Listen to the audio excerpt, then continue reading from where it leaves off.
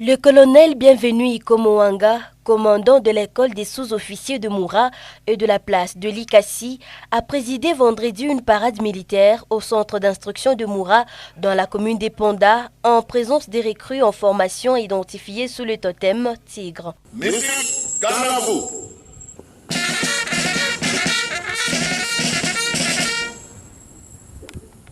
Pour tout le monde, à droite, aligné, main, gardez, out.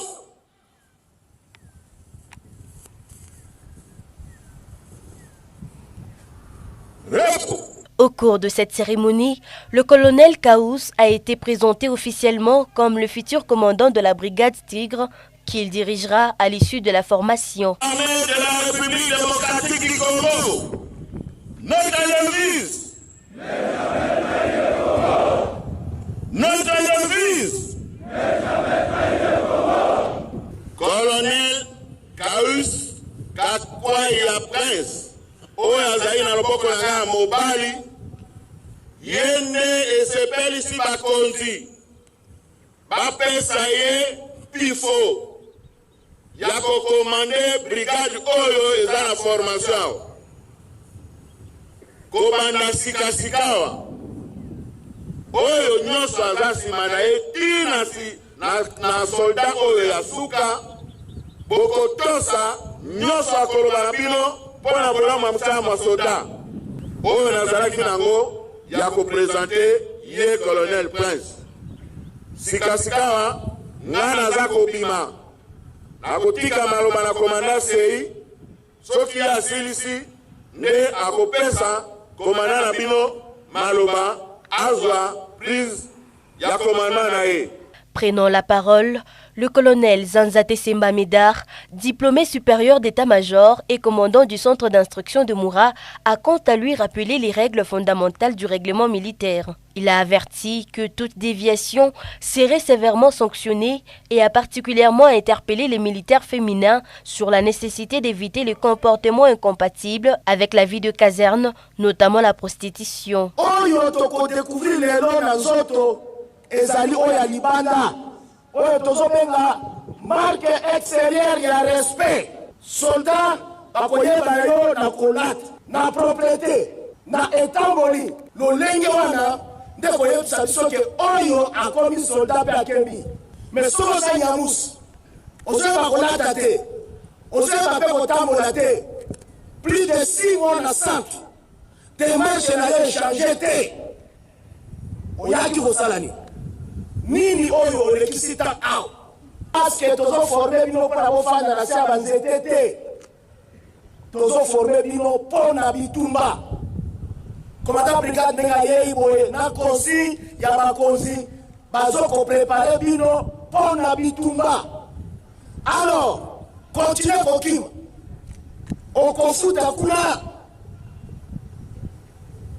na ntango wana lolemo ekokoma lokwa mbembe parce que babale koyebi soki mambangu na tongo yo lobi balingi yo te. Or c'était pour ton bien.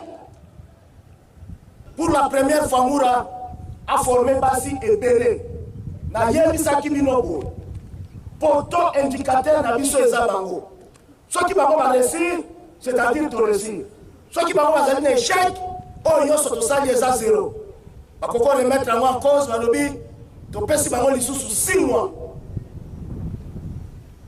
Biso oza problème te au contraire hôpital oyo ezaki bamaladi ntina nango nini fo bakanga soki centre eza na bato te centre wana eza na ntina te fo bakanga alors mpona ke bakanga yango te naza na besoin ya bato soit mpo se comporter bien rapidement baorganize brigade na bino okende mpona bamosusu baya soit na continue kofanda na bino parce que naza na besoin nazanga bato te mbongo oyo leta azopesa yo soki ngai nazalaki na place na yo parce que lelo biso mpe tozwaka boye topangwami parce que naliaka 100 francs te nazwaki yango nyonso natindaki epa baboti bapambola ngai bapamboli ngai 2 années après naza colonel lobi nazokende yo ozwi okei komela nango banki masanga loyenge kokele koya mika na kikula keba na sida na bino pe ba PMF ba mususu bazoloba ba PMF bakomi bandumef oni mika ngoi so pesi na 5000 francs ole oza 20 mboto chaque acte eza na conséquence nango omata okita okobuka ata ndenge nini okobuka. De son côté, le colonel Kaous a présenté l'équipe qui l'accompagnera dans la gestion de la brigade Tigre une fois la formation achevée. Il a également partagé quelques orientations opérationnelles destinées à guider les futurs éléments de la brigade.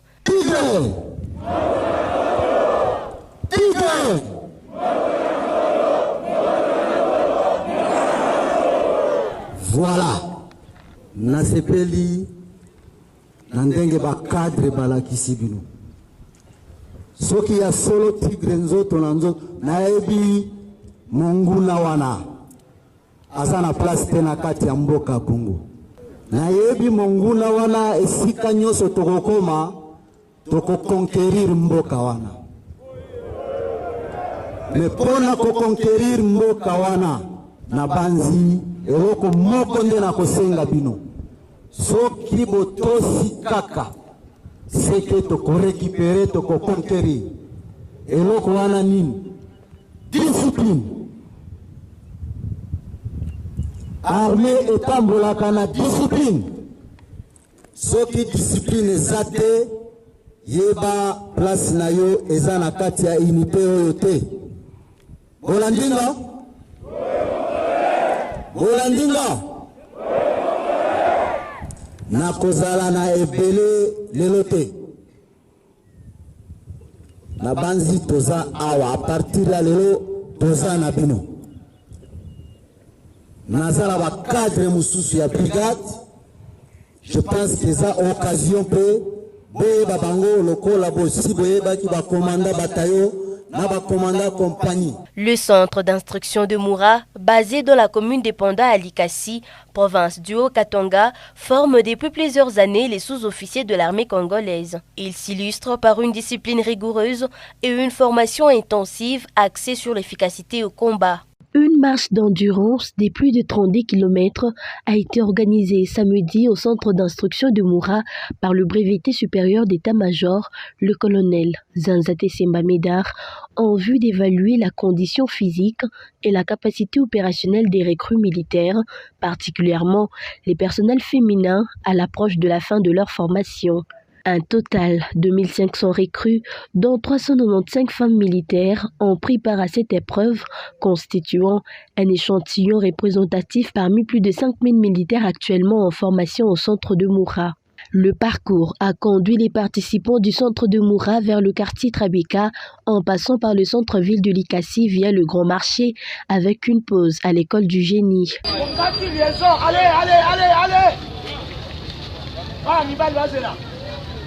Ils ont ensuite traversé la commune de Kikula par le quartier Kakontoué et les abords de la GCK avant de regagner le centre de Moura. Fait notable, le colonel Zanzate Semba Médard a lui-même parcouru l'intégralité du circuit, donnant l'exemple à ses recrues. Un chef doit vivre l'épreuve avec ses hommes. C'est ainsi qu'on inspire la confiance, la discipline et l'endurance, a-t-il souligné. À l'issue de la marche, une séance d'exercice de tir a été organisée pour évaluer la réactivité des recrues dans un contexte d'efforts prolongés.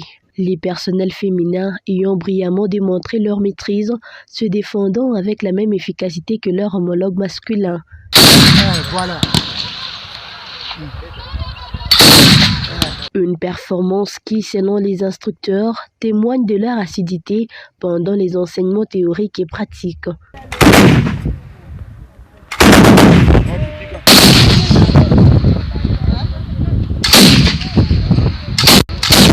Le centre d'instruction de Moura, situé à Likasi, est une référence nationale en matière de formation militaire.